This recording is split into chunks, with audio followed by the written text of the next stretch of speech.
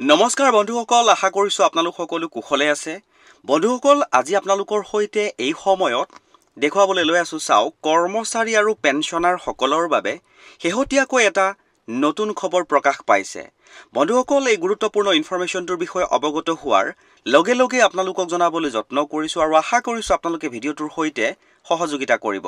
তে বন্ধুসকল, দেৰি নকৰাকৈ আপোনালোকক দেখুৱাবলৈ লৈ আছোঁ চাওক, কৰ্মচাৰী সন্থাৰ মেমৰেণ্ডামৰ ফলস্বৰূপে চৰকাৰে 15 বছৰৰ পাছত CGHSত গুৰুত্বৰ পৰিৱৰ্তন আনিছে। বন্ধুসকল, এই গুৰুত্বপূৰ্ণ ইনফৰমেশ্যনটোৰ সম্পূৰ্ণ সবিশেষ সহজ সৰল ভাষাত আপোনালোকক জনাবলৈ যত্ন কৰিম আৰু দেৰি নকৰাকৈ এই গুৰুত্বপূৰ্ণ ইনফৰমেশ্যনটো আপোনালোকৰ সন্মুখত আনিবলৈ লৈ আছোঁ চাওক। 3 অক্টোবৰ 2025 চনৰ 3 অক্টোবৰ তাৰিখে চৰকাৰে প্ৰায় 2000টা চিকিৎসা প্ৰক্ৰিয়া মেডিকেল প্ৰচিডিউৰছৰ বাবে নতুনকৈ সংশোধিত পেকেজ ৰেট ঘোষণা কৰিছে।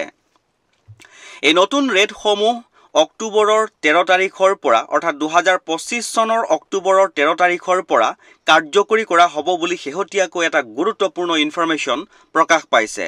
তে বন্ধুসকল, দেখুৱাবলৈ লৈ আছোঁ চাওক, এই যিটো চৰকাৰে সংশোধন কৰিলে, এই সংশোধনটো যোৱা 15 বছৰৰ ভিতৰত সৰ্ববৃহৎ সংশোধন বুলি শেহতীয়া ইনফৰমেশ্যনটোত প্ৰকাশ পাইছে। বন্ধুসকল, এই পৰিৱৰ্তনটো কিয় কৰিবলগীয়া হৈছিল জনাবলৈ লৈ আছোঁ চাওক। কেন্দ্ৰীয় চৰকাৰী কৰ্মচাৰী আৰু পেঞ্চনভোগীৰ এটা মুখ্য অভিযোগ আছিল যে CGHSে এমপেনেল কৰা হস্পিটেলসমূহে বহু সময়ত কেছলেছ ট্ৰিটমেণ্ট প্ৰদান কৰিবলৈ অস্বীকাৰ কৰিছিল। ফলস্বৰূপে ৰোগীসকলে নিজৰ খৰচত চিকিৎসাৰ বাবে বহু টকা দিব লগা হৈছিল আৰু তাৰ পাছত ৰিইম্বাৰ্ছমেণ্টৰ বাবেও বহু সময় অৰ্থাৎ মাহে মাহে অপেক্ষা কৰিব লগা এটা পৰিৱেশৰ সৃষ্টি হৈছিল। আৰু হস্পিটেলসমূহেও অভিযোগ কৰিছিল যে চৰকাৰৰ যি নিৰ্ধাৰিত পেকেজ ৰেটসমূহ আছিল সেইসমূহ অতি পুৰণি আৰু অত্যন্ত কম আছিল। লগতে সময়মতে পেমেণ্ট নোপোৱা বিষয়টো এটা ডাঙৰ সমস্যা আছিল। এই কাৰণে বহু হস্পিটেলে CGHSৰ কাৰ্ডধাৰীক কেছলেছ চিকিৎসা প্ৰদান কৰাত অনীহা দেখুৱাইছিল। ফাইনেলি কি হ'ল, GENCৰ হস্তক্ষেপ 2025 চনৰ আগষ্ট মাহত GENC অৰ্থাৎ national federation of central government employees ইউনিয়নে চৰকাৰলৈ স্মাৰকলিপি অৰ্থাৎ মেমৰেণ্ডাম দাখিল কৰি এই সমস্যাটো উত্থাপন কৰিছিল। তাত উল্লেখ কৰা হৈছিল যে কেছলেছ ট্ৰিটমেণ্টৰ সুবিধাৰ অভাৱত কৰ্মচাৰী আৰু পেঞ্চনভোগী উভয়ৰে বাবে অৰ্থনৈতিক সংকট সৃষ্টি হৈছে।